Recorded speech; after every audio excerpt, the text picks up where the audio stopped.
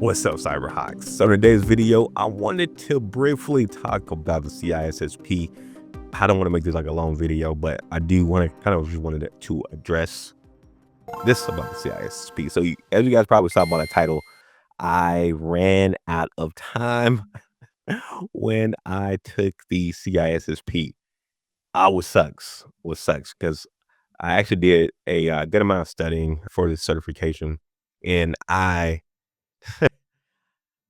think this is my first, I guess, taking one of these tests and not being able to answer like all the questions. Okay, maybe, okay, maybe the Network Plus, maybe like the first time I took that, maybe at the end I was rushing to finish out those questions. But outside of that, I don't think there were any others. But kind of just something to keep in mind that when you're taking like a test like this, time management is definitely key. Even though I think I did a pretty good job on it, it's been about like 2 weeks or so. And looking at my grades on it, like after you pass, kind of give you like each of the 8 domains. Let me see if I can go to the main part on this, or maybe I can't. But they give you like what you kind of did, like on your 8 domains. It was like below proficiency, I guess, like super close to proficiency, and I guess at proficiency. And I had like two that were like, I guess, below proficiency, only domains, and the other ones were like high.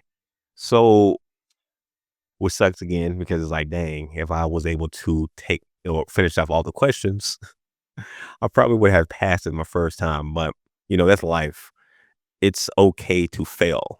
It is okay to fail. That's like the main thing I wanted to talk about in this video. It's okay to fail. And if you are taking the CISSP, kind of just be mindful of the time. I think total there's 180 questions. And yeah, I have seen some people talk about they were able to pass it at 100 because it would end it and they would pass it. But some people would have to take more. I think I was in the 130, 100, either 120 something or 130. So I still had like a lot of questions to actually end up still taking to actually pass it, again will suck. But I gained a lot of knowledge throughout this period of time studying towards it. And I think that has helped me out in terms of like my current day-to-day roles, as well as just like my confidence in cybersecurity has just dramatically increased. So even though I don't have the CISSP yet, my confidence, everything had just grown exponentially. So again, when I take it again, I'm going to be mindful of the time.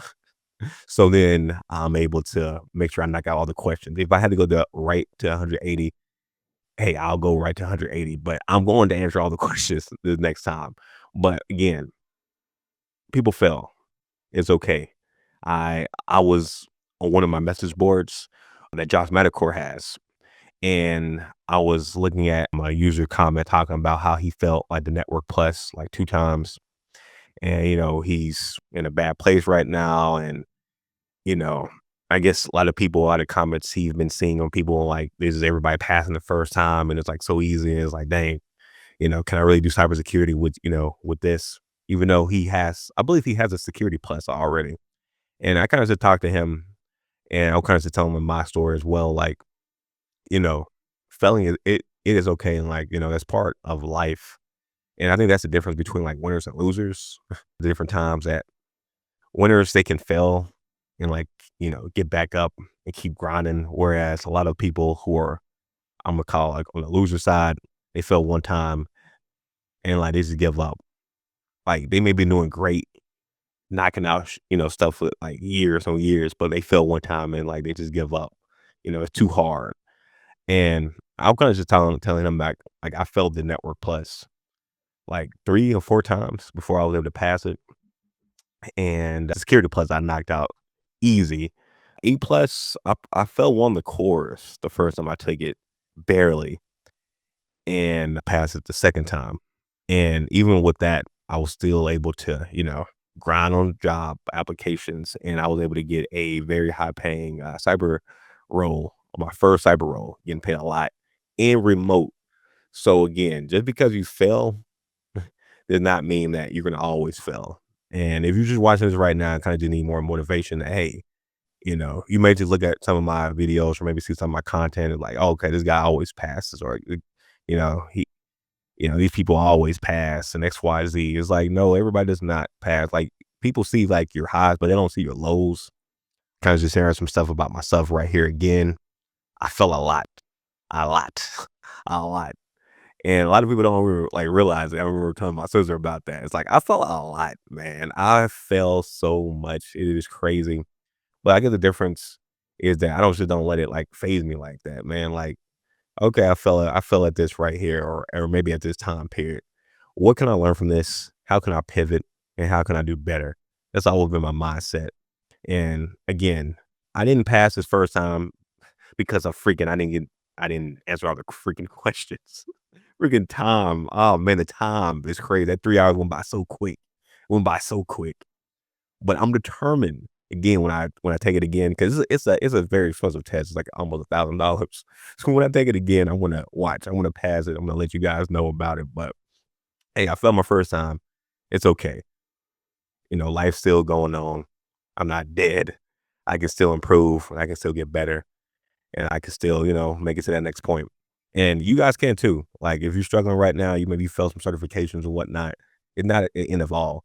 I know again a lot of people who have failed the Network Plus, for example, and think like, oh man, I can guess that cybersecurity is over. No, it is not over. It's over when you just give up on yourself.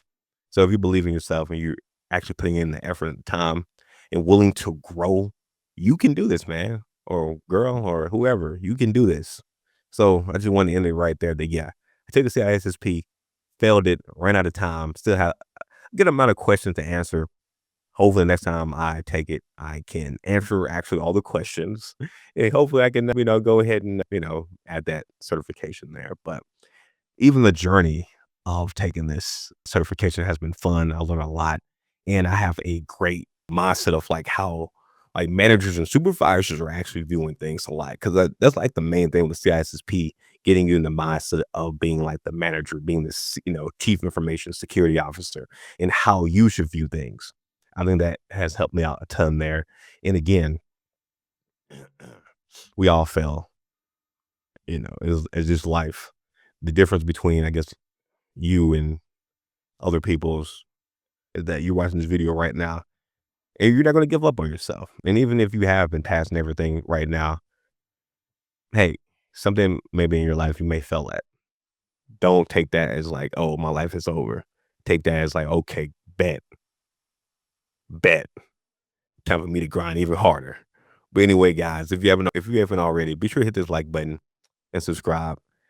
Let me know if you take the CISSP, if you passed it your first time, you failed it your first time, and like the reason you failed it. Like, were you able to answer all the questions?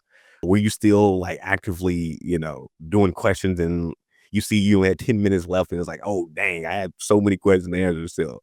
Or was it something random like, you relate to the test or anything like that? I definitely hear your guys' thoughts. And yeah, I'll see you guys in the next one. Peace.